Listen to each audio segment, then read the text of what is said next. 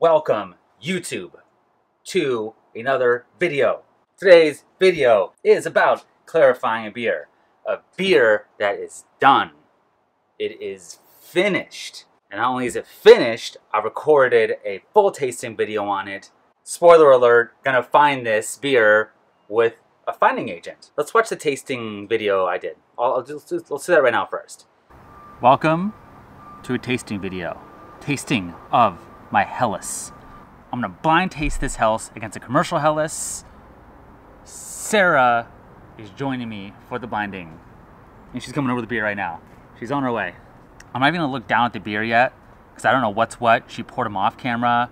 Quickly, the recipe was just 2-row. I did ferment it kind of warm with the yeast of the Y yeast 2206, around 58 degrees Fahrenheit, rose up to 60 degrees Fahrenheit around 6 days into fermentation for some sort of diacetyl arrest. Although it was warmer already fermenting, I could probably just left it at 58 degrees Fahrenheit. I don't know the color on him. My eyes are closed.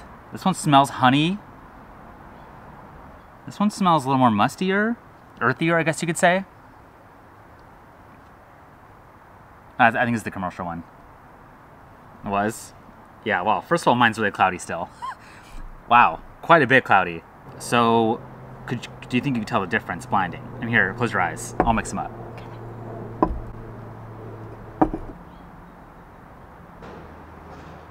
I think this is the commercial. Yeah. I'm gonna get the commercial can really quick. This is the commercial Hell Benedictiner. It has a little bit of honeyness though that... Yours is kind of honeyed too. A tiny bit, not as much though. I know what this is.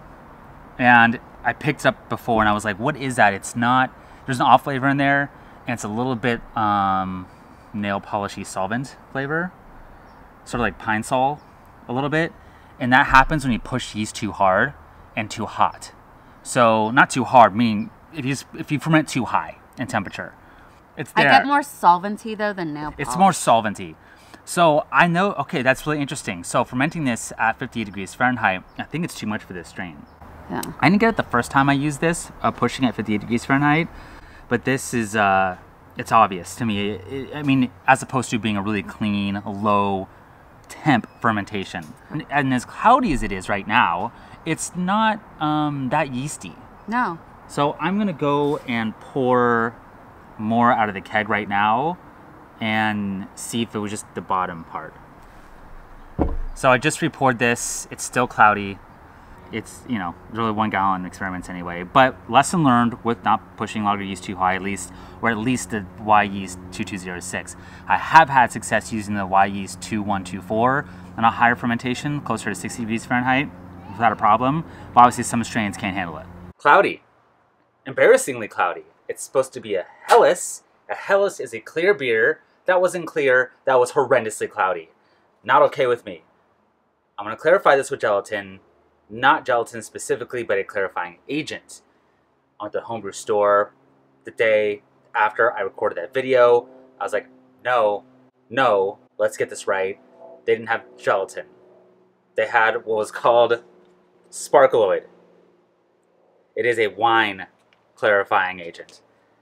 Looked online, it can be used for beer, and I was like, crap, I'd rather use gelatin. I know it's a very known one and it works really well for beer.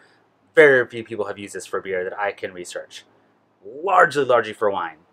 But I bought it anyway, and here I am. This is also vegan friendly, from what I gathered. It's a proprietary ingredient mixture of polysaccharides and diatomaceous earth. And diatomaceous earth, I believe, from my research, is an algae.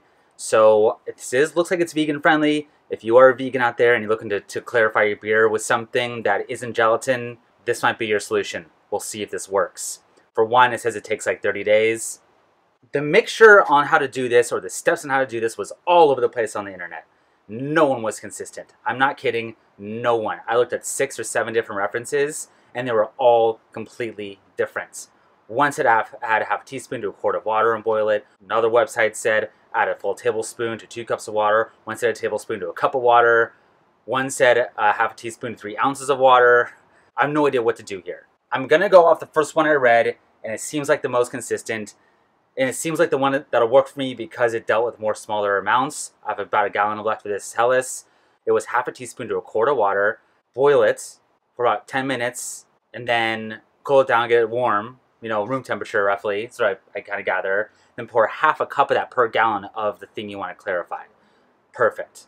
Everything else said pour all those 2 cups, all that 1 cup, all of it into your 5-gallon wine. But I only have 1 gallon of beer here. So, going off that, let's do it. Let's go. Let's go.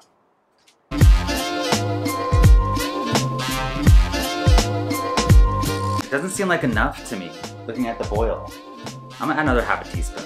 Like I said, the instructions on how to use this is so all over the place. Let's just go for it and see what happens.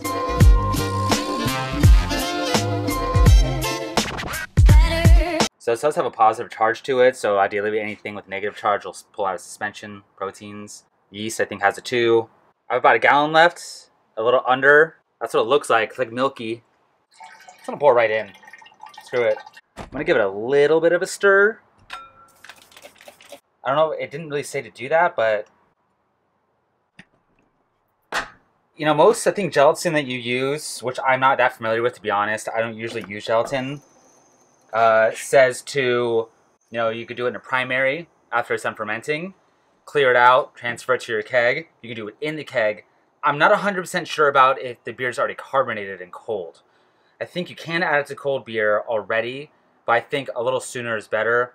I have seen people add it to the keg as well. I have, you know, right after primary, keg it, add gelatin, and serve it after that. But after being carbonated already, not 100% sure about that. So yeah, let's see what it looks like in 2 days from now. I spent 48 hours. Moment of truth.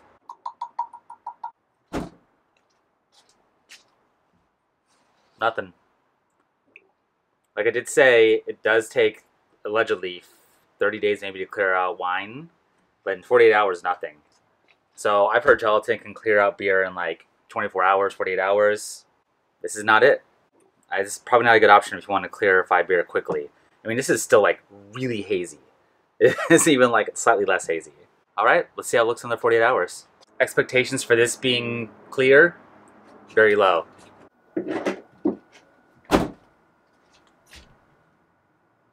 So that clearing agent does not work very well at all for beer. The fact that this would take 30 days to clear, it would take 30 days anyway, probably without a clearing agent anyway. I didn't think about this until later, but I think one of the reasons why this might be cloudy is an infection. I know I said that I pushed the fermentation too high, and that's why it has that weird sort of solvent thing going on. But it's also kind of oddly a little musty too, or something weird. And bacteria, some strains of Pediococcus, Lactobacillus, can create haze. So that I think that could be part of it. And usually there would be some off flavor with that. You know, especially Pediococcus got in, there would be diacetyl, though I'm not getting really diacetyl in this. It's just odd. It could be some of the wild bacteria in general, and that's creating that off flavor, creating haze as well. So I thought I'd throw that out there as a possibility. But yeah, this is not clearing up, and that was the test on this. So I will not be using that clarifying agent and dump this beer because it's not really that drinkable. It just isn't. But it's all right, no worries. So it's only 1 gallon.